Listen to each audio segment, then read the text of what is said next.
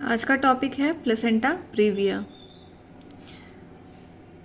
Pregnancy के दौरान होने वाली ब्लीडिंग अलग अलग तरीके की होती है।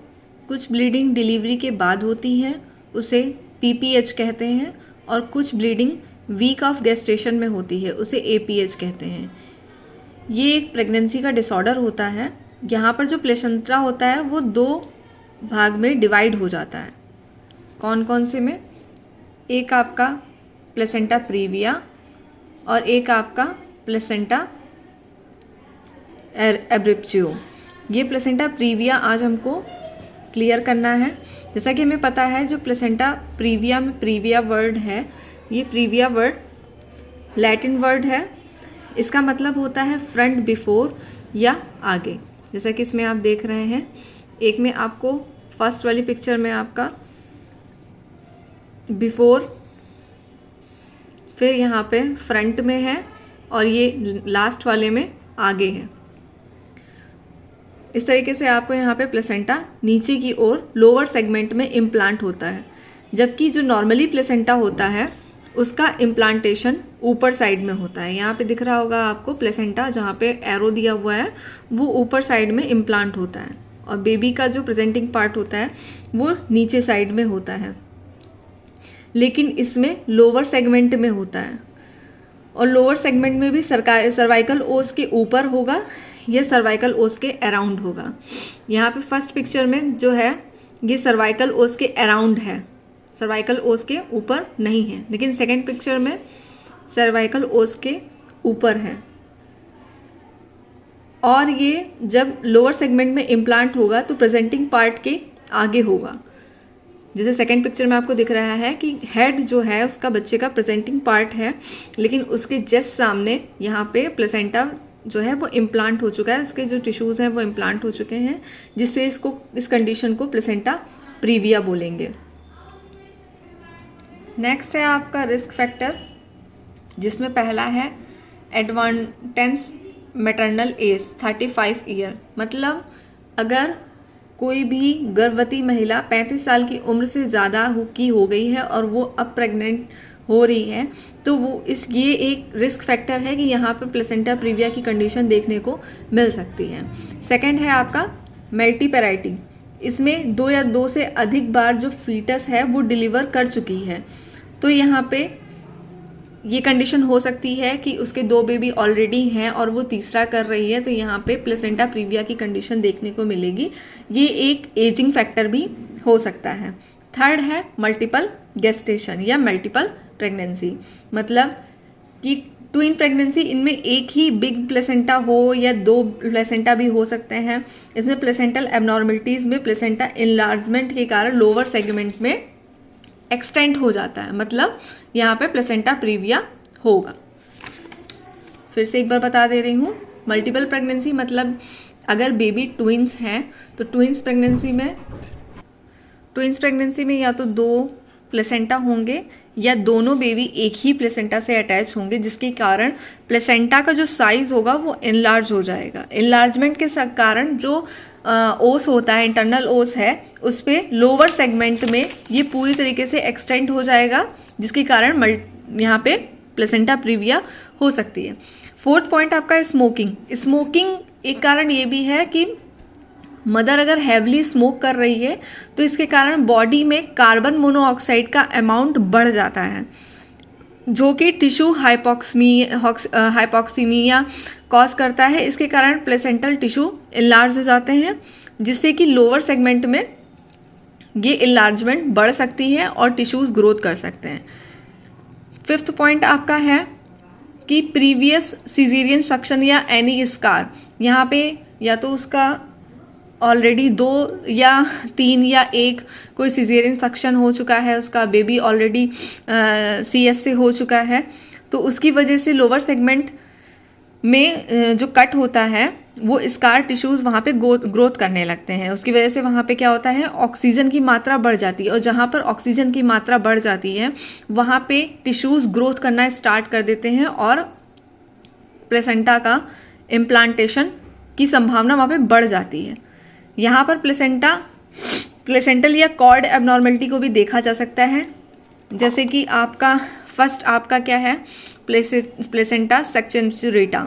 इसमें आपको पहले भी एबनॉर्मलिटीज़ में बताया चुका है लास्ट वीडियो में कि इसमें जो लोब होते हैं वो प्लेसेंटा में 2 हो जाते हैं। एक तो लोब होता ही है प्लेसेंटा का, साथ में सेकंड लोब भी इसमें अटैच हो जाता है, जिसकी वजह से यहाँ पे प्लेसेंटल एबनॉर्मलिटी हो जाती है। दूसरा आपका बेटलडोर प्लेसेंटा, इसमें जो अम्बिलिकल कॉर्ड है ये सेंटर से, केंद्र से बीचों बीच से ना होकर साइड से इसकी कॉर्ड निकली हुई होती है, इसको बेटलडोर प्लेसेंटा कहते हैं। नेक्स्ट आपका वेलामेटस कॉर्ड इंसर्शन, मतलब यहाँ पे जो कॉर्ड है वो डायरेक्ट प्लेसेंटा से ना निकलकर एक मेम्ब्रेन से जुड़ी हुई होती है और उसी मेम्ब्रेन के साथ में इसमें ब्लड वेसल्स भी जुड़ी हुई होती हैं, जो कि आगे चलकर एक एबनॉर्मलिटी को यहाँ पे जन्म देती हैं। नेक्स्ट आपके यहाँ पे टाइप्स आते हैं, first type, second type, third type and fourth type. ये फोर्थ टाइप आपके होते हैं प्लेसेंटा प्रीविया के। इसमें जो फर्स्ट टाइप है इसको बोलते हैं low lying placenta. Low lying placenta में आपको दिखेगा कि जो आपका इंटरनल ओस है वो इंटरनल ओस पूरी तरीके से कंप्लीटली यहाँ पे ब्लॉक नहीं है।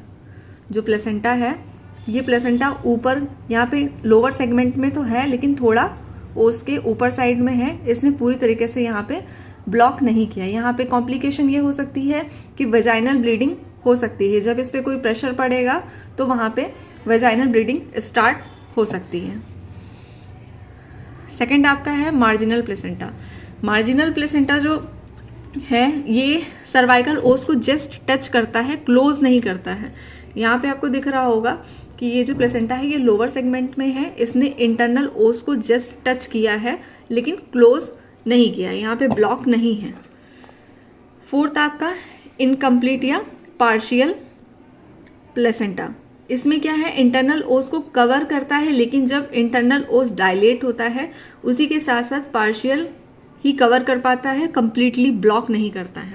मतलब अगर अर्ली प्रेगनेंसी में फर्स्ट ट्राइमेस्टर में यहाँ पे प्लेसेंटा नीचे साइड में है, पार्शियली इसने इंटरनल ओस को कवर कर रखा है, लेकिन जब यहाँ पे बेबी बढ़ेगा और यूट्राइन कैविटी इनलार्ज होगी, प्लेसेंटा यूट्रस इनलार्ज होगा, तो ये जो प्लेसेंटा है ये भी धीरे धीरे अपर सेगमेंट में चला जाएगा, जिसके कारण यहाँ पे जो इंटरनल ओस है ये पूरी तरीके से ओपन हो सकता है, उसके चांसेस यहाँ पे होते हैं।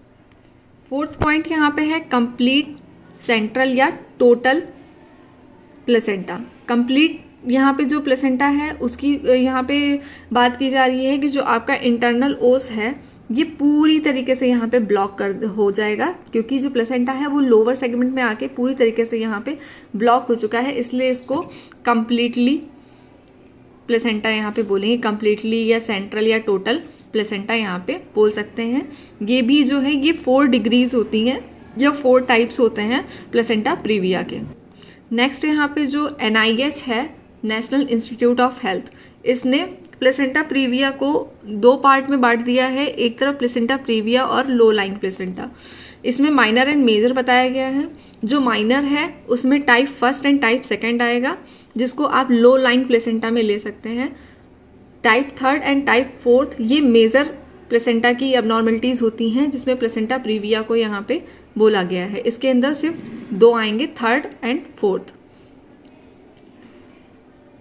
नेक्स्ट यहाँ पे आप देख रहे हैं कि यदि प्लेसेंटा प्रीविया महिला में है और इंटरनल ओस को कवर नहीं कर रहा है, तो फर्स्ट ट्राइमेस्टर में सोनोग्राफी अगर करवाते हैं, अल्ट्रासाउंड करवाते हैं, तो वहाँ पे पता चलता है कि लेट प्रेगनेंसी या सेकेंड ट्राइमेस्टर में ये कंडीशन लोअर सेगमेंट से अपर सेगमेंट में इनलार्ज होता है और ये प्लेसेंटल टिश्यू भी अपवर्ड ऊपर की तरफ चले जाते हैं। मतलब यहाँ आपको दिख रहा होगा अर्ली प्रेगनेंसी है, अर्ली प्रेगनेंसी में आपको दिख रहा होगा कि ये लोअर यूट्राइन सेगमेंट है और ये आपका सर्विक्स है, मतलब सर्वाइकल ओस है। ये आपका रेड कलर का जो आपको दिख रहा है ये आपका प्लेसेंटा है। इसमें अर्ली प्रेगनेंसी मतलब फर्स्ट ट्राइमेस्टर में यहाँ पे देखने को मिलता है कि जो प्लेसेंटा है वो लोअर सेगमेंट में होता है, लेकिन जब यहाँ पे लेट प्रेगनेंसी में पहुँचते हैं, लेट प्रेगनेंसी में जब यूट्राइन कैविटी जब बढ़ती है, बेबी ग्रोथ करता है और यूट्रस का साइज बढ़ जाता है, सेकेंड या थर्ड प्रेगनेंसी ट्राइमेस्टर में, तो वहाँ पे प्लेसेंटा यूट्राइन कैविटी के साथ साथ प्लेसेंटा ऊपर की तरफ चला जाता है और जो इंटरनल ओस है या सर्विक्स है आपका, ये पूरी तरीके से यहाँ पे कंप्लीटली अनब्लॉक हो जाता है, यहाँ पे ब्लॉक नहीं रहता है। लेकिन अगर यहाँ पे लास्ट थर्ड ट्राइमेस्टर तक, डिलीवरी के टाइम तक भी अगर यहाँ पे प्लेसेंटा प्रीविया की कंडीशन में अगर लोअर सेगमेंट में ही प्लेसेंटा नीचे की तरफ रहता है और इंटरनल ओस को पूरी तरीके से इसने कवर कर रखा है, तो ये कंडीशन जो होती है ये बहुत ही ज़्यादा कॉम्प्लिकेटेड होती है। इससे पूरी तरीके से कवर करके रखता है, इस वजह से इस कंडीशन में ये बिल्कुल भी संभावना नहीं रहती है कि ये प्लेसेंटा ऊपर की तरफ अपर सेगमेंट में चला जाएगा। ये इंटरनल सेगमेंट में ही रहता है, इनर सेगमेंट में ही रहता है, जिसकी वजह से ब्लीडिंग के चांसेस रहते हैं। यहाँ पे सबसे मोस्ट कॉमन कॉज जो होता है, अगर प्लेसेंटा प्रीविया है तो वहाँ पे सबसे मोस्ट कॉमन कॉज होगा कि वेजाइनल ब्लीडिंग होगी, ब्राइट रेड कलर की होगी, लेकिन पेनलेस होगी, कॉजलेस होगी और रिकरेंट होगी। मतलब यहाँ पे अगर महिला आराम से लेटी हुई है, रेस्ट कर रही है और उसको तुरंत पता चलता है ऐसा कि उसको ब्लीडिंग फील हो रही है या ब्लीडिंग हो रही है, लेकिन वो पेनलेस होती है, इसका कोई भी कॉज नहीं है यहाँ पे, और रिकरेंट होती है, मतलब कंटिन्यूसली इसमें होती रहती है ब्लीडिंग। सो ये आपका प्लेसेंटा प्रीविया का टॉपिक कंप्लीट होता है, जिसमें आपको बता दिया गया कि इसमें कौन कौन सी कंडीशंस होती हैं, जिसका फ्रंट पे भी हो सकता है, बिफोर भी हो सकता है और आगे की तरफ भी हो सकता है। ये तीनों कंडीशंस प्लेसेंटा के इसमें हो सकती हैं। नॉर्मल कंडीशन भी बता दी गई कि प्लेसेंटा में नॉर्मल कंडीशन अगर होगी तो प्लेसेंटा अपर सेगमेंट में होता है। फिर आपको एक और कंडीशन बताई गई जिसमें बता दिया गया कि प्रेजेंटिंग पार्ट के या तो पास में होगा या प्रेजेंटिंग पार्ट के जस्ट सामने होगा।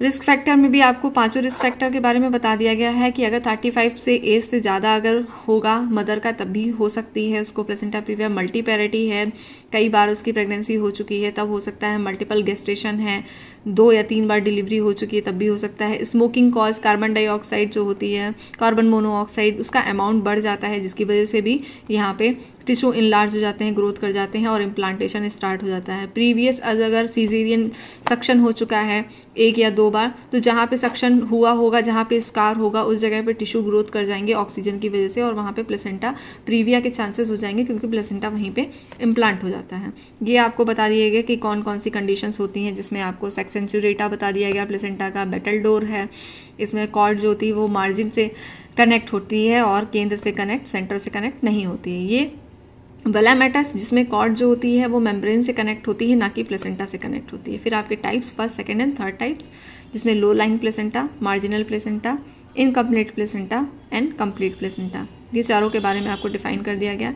NIH national institute of health के बारे में बता दिया गया। Placenta previa and low line 2 इन्होंने टाइप्स में डिवाइड कर दिया है। प्लेसेंटा प्रीविया में इन्होंने मेजर कंडीशंस को लिया गया है और लो लाइन में इन्होंने फर्स्ट सेकंड जो है वो इन्होंने माइनर कंडीशन में लिया गया है। फिर आपको बता दिया गया कि early pregnancy and let pregnancy में कौन कौन सी कंडीशंस यहाँ पे हो सकती हैं। अर्ली प्रेगनेंसी में जो अगर लोअर सेगमेंट में यहाँ पे प्लेसेंटा है तो वो अपर सेगमेंट में पहुँच सकता है, क्योंकि यूट्राइन कैविटी इनलार्ज होगी और इनलार्ज होने के साथ साथ जो टिश्यू ग्रोथ किए गए हैं यहाँ पे प्लेसेंटा के, वो अपर सेगमेंट में चले जाएंगे। Thank you so much.